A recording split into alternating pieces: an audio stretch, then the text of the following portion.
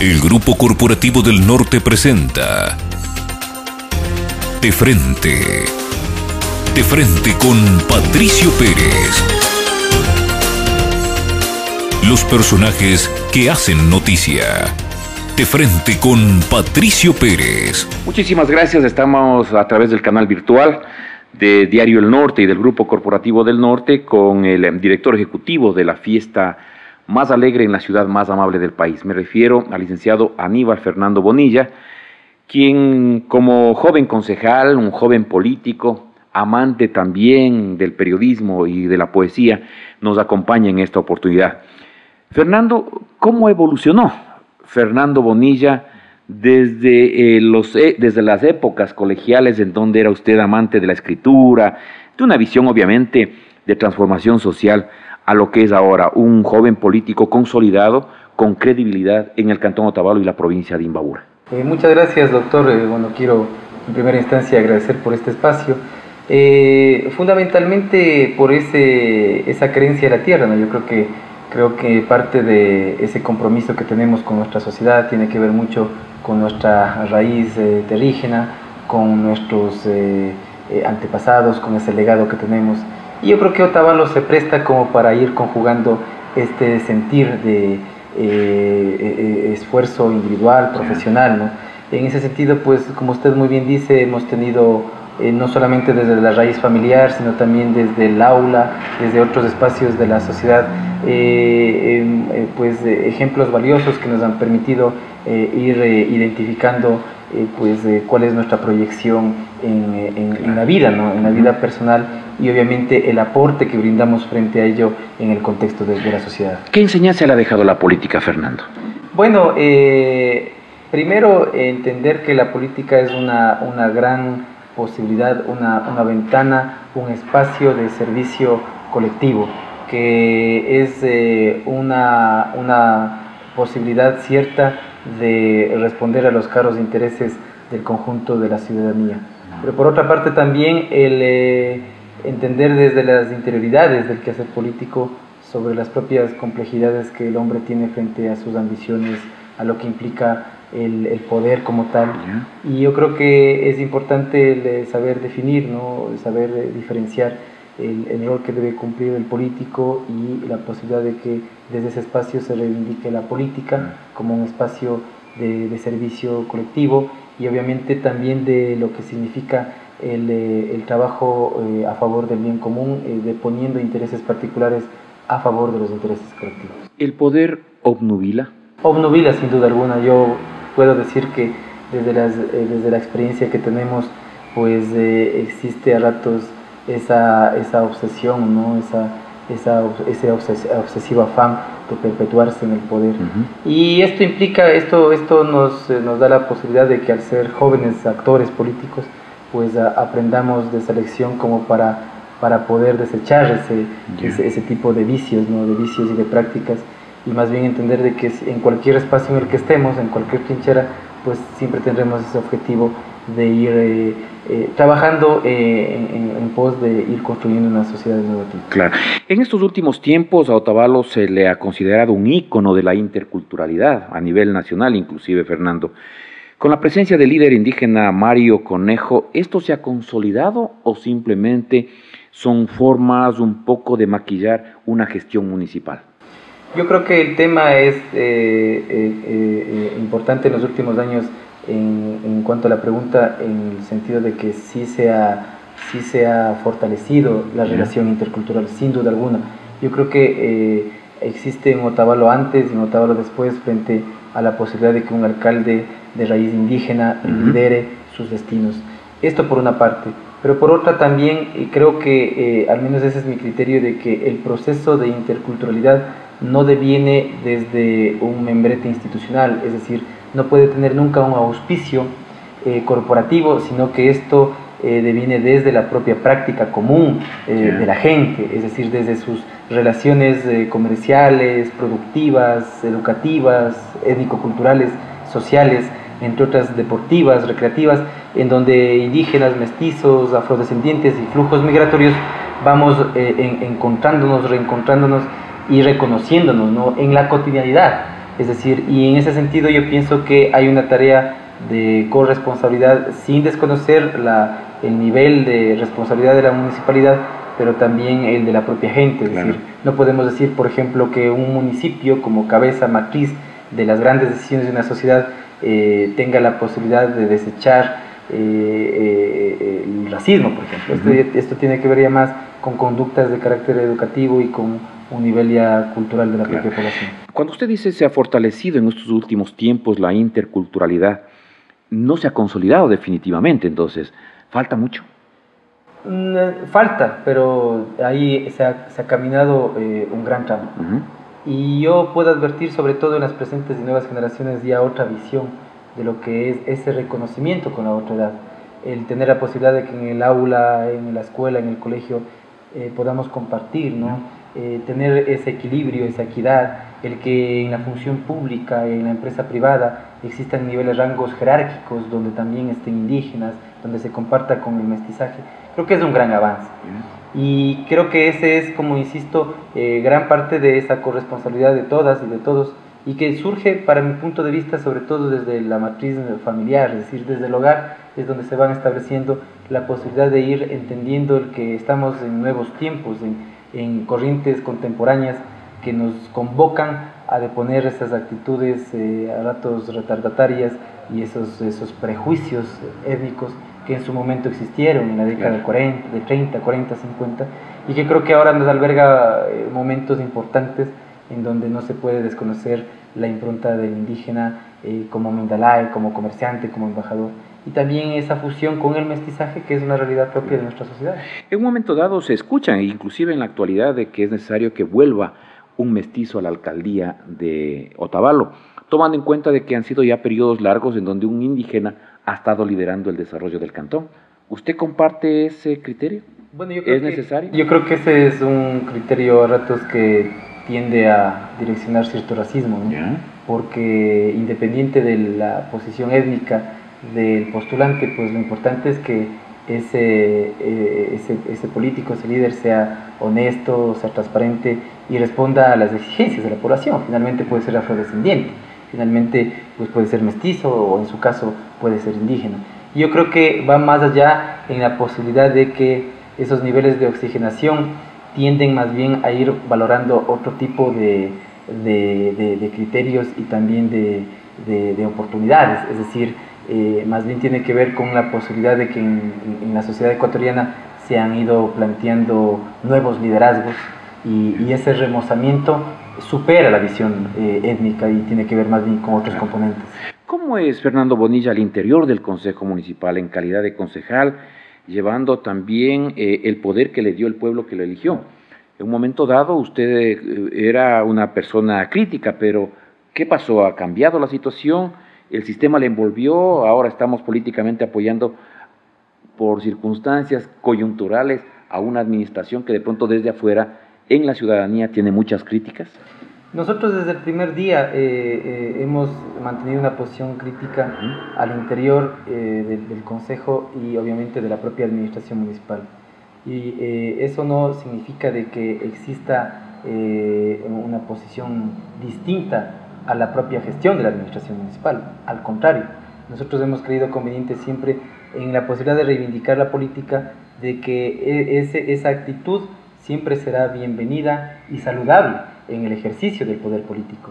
Y como usted bien lo ha dicho, al interior nosotros insistimos con una posición crítica, analítica, reflexiva, que tiene que ver mucho con la posibilidad de que exista un buen manejo de la cosa pública y que la propia administración actual, liderada por el alcalde Mario Conejo, pues obviamente salga por la puerta grande, es decir, concluya con una gestión que sea pues aceptada por la ciudadanía. Esto por una parte. Hemos dicho siempre que esto implica desde luego un nivel de consecuencia por la afinidad ideológica y política. Consecuencia sí, pero jamás obsecuencia. Nosotros en eso constan en actas, constan en nuestros documentos propositivos que hemos ingresado a través de los órganos regulares, pues la posición que hemos tenido siempre, coadyuvando por ejemplo en grandes temas como el tema mercado. Hemos dicho hemos dado el apoyo irrestricto, hemos sido delegados para este tema, por ejemplo, apoyamos la construcción de un nuevo estadio porque es obvio que Otavalo se merece aquello, y obras de gran magnitud que nadie niega. El tema interno pues siempre ha sido desde una posición fraterna de reflexionar sobre lo que significa también el poder ir mejorando el nivel de administración. Fernando, ¿qué valor le da usted a la oposición? A la oposición en sentido teórico pues creo que es saludable en democracia. Me parece que es siempre bienvenida, pero cuando esa oposición tiende a convertirse en una, ciertamente en una posición obstruccionista, que canibalesca de alguna manera, que deja a un lado lo propositivo y se queda en simplemente obstruir los planteamientos de desarrollo, pues creo que deja mucho tela de duda, ¿no es cierto? Deja mucho que entrever. Yo pienso que en democracia siempre será saludable posiciones incluso antagónicas y contrarias, sí, pero siempre que exista primero el respeto al criterio ajeno y luego obviamente la posibilidad del debate. Cuando se rompe aquello, cuando por existir mayorías que se vuelven móviles, a veces la fragilidad de la política permite ello, y de manera deliberada nos levantamos del debate, no creo que construimos nada. Lo otro es pues el plantearnos posibilidades de discutir esos grandes temas en espacios de reflexión. ¿Qué tipo de oposición hay en el municipio de Otavalo? Una oposición, a mi sentido, totalmente estéril, totalmente improductiva, que nació prácticamente con intenciones protervas y que pues a la final el tiempo nos ha dado la razón. Esa mayoría de opositora ha terminado siendo minoría, es decir, yo creo que su partida de nacimiento, antes que fortalecerse, pues terminó teniendo la partida de defunción, es decir, no ha contribuido en nada a lo que implica un criterio conjunto de disenso, inclusive al interior del Consejo Municipal, en la perspectiva de ir consolidando una cámara edilicia que además responda a las expectativas de la propia gente, es decir, porque a ratos el grito altisonante, la declaración subjetiva no coadyuvan a los temas a los que hemos manifestado. Claro. En un momento dado usted, un poco mirando a futuro, ¿se ve como alcalde de Otavalo? Yo me veo en primera instancia como un vicealcalde que debe concluir con su tarea respondiendo a la propuesta de campaña en primera instancia y a la expectativa de la población en el sentido positivo, es decir, en la posibilidad de que concluido al 2014 mi periodo, pues la gente reconozca que esa concejalía y vicealcaldía pues respondió a esas grandes problemáticas, inquietudes, necesidades y anhelos. Lo posterior ya depende mucho de circunstancias que van fuera de los ángulos personales. Mario Conejo está por largo tiempo ya en el municipio. ¿Usted considera que debe haber un recambio ya? Yo considero que en Otavalo las circunstancias pues posibilitan para que, haciendo un poco la analogía a lo nacional, haya la posibilidad de nuevos liderazgos, ¿no? De que haya la continuidad de una gestión administrativa positiva en los aspectos de los que hemos dado tratamiento, esa obra pública visible, ese proceso de regeneración urbana, la cobertura de los servicios básicos en su totalidad en la ciudad, ahora el trabajo ya a través de las competencias en lo rural para resolver los temas que en su momento no resolvieron otras instancias seccionales, y obviamente en la posibilidad de replantear lo que creo que en su momento debe darse en toda entidad, ¿no? Es decir, esos procesos de remozamiento que siempre serán bienvenidos. Correcto. Pasemos al otro, ahora a su nueva responsabilidad como director ejecutivo de la Fiesta del Amor. ¿Es una tarea difícil? ¿Por qué? Porque hay, a diferencia y con el respeto y el cariño de los cantones vecinos, hay cierta magia en Otavalo frente a eventos como la Fiesta del Amor.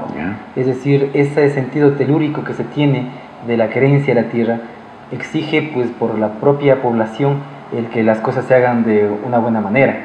Entonces, de hecho, es una enorme responsabilidad porque además tenemos antecedentes de direcciones ejecutivas, de una pléyade de hombres y de mujeres que contribuyeron desde cada uno de sus espacios a fortalecer lo que ahora es el IAMOR, que más allá del nombre de la chicha, más allá de la fiesta, ya es parte de la identidad de una ciudad y del norte del país, podría decir yo.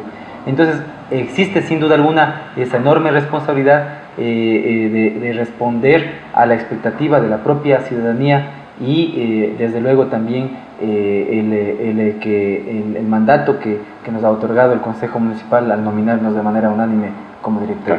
La estructura del comité es diferente a años anteriores porque en un momento dado, en las entrevistas que hemos mantenido con exdirectores, pues casi siempre se aspira a que sea la mejor fiesta en comparación con años anteriores, pero al finalizar de los días lo que queda son déficits que debe cubrir el propio municipio, lo cual significa pues un mal manejo de las finanzas, de los recursos económicos que han sido destinados para esta festividad importante en la provincia de Imbabura y en el norte del país.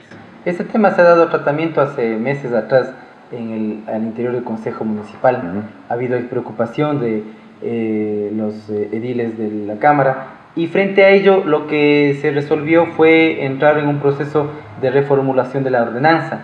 Se tuvo ciertos contactos con entes que estuvieron ligados en su momento a la fiesta, pero se ha considerado el que primero se oficialice, se dé la posibilidad de que lo que se venía haciendo en años atrás, esto es que la parte operativa y logística pase a manos del aparato municipal, es decir, de todo la estructura municipal. Y por otra parte, que ese comité tenga su condición de control social, de contraloría social y de veeduría. Se ha nominado a 6 vocales veedores de los diferentes sectores de la sociedad civil, incluidos discapacitados, niñez y adolescencia, pues del emprendimiento local, de los barrios, de la educación, entre otros sectores, con la intención de modificar lo que creemos que es un modelo agotado de los años anteriores, ¿no? Y también con la posibilidad de replantear el que la ciudadanía vaya nuevamente empoderándose y sea coprotagonista de la fiesta, es decir, porque a ratos los niveles de representatividad es lo que ha preocupado cuando en el comité no ha existido pues en su magnitud sectores representativos de la sociedad, es decir, que respondan a ese sentir delegativo de alguna manera de la ciudadanía. Hoy se ha reformulado, insisto, con esta ordenanza, entonces ya existe cierto cambio en el esquema, la coordinación general. De hecho, la parte operativa, logística, pasa a manos de la municipalidad, de la Dirección de Promoción Social y Patrimonio, y finalmente el tema tiene que ver mucho con la proyección de la que usted manifestaba, doctor, en el sentido de que el presupuesto tiene que ser respetado, es decir, ya no va a suceder lo que en años anteriores se dio, de que pues había el déficit y finalmente el Consejo Municipal tenía que aprobar una ampliación presupuestaria. Hoy está muy bien delimitado, con la antelación del caso, la Dirección de Promoción Social y Patrimonio tiene que incluir en la proforma presupuestaria municipal el proyecto de fiesta del amor.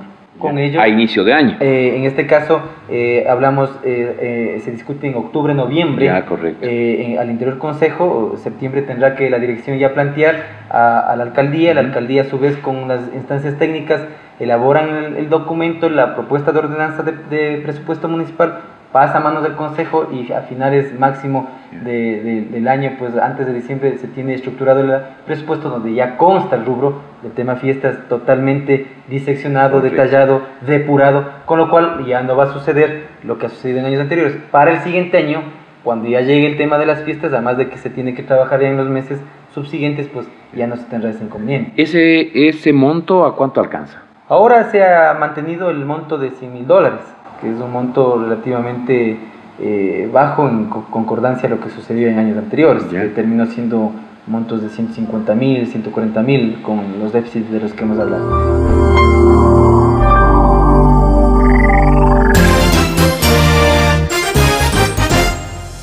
El Grupo Corporativo del Norte presentó De Frente con Patricio Pérez. Los personajes que hacen noticia. De Frente con Patricio Pérez.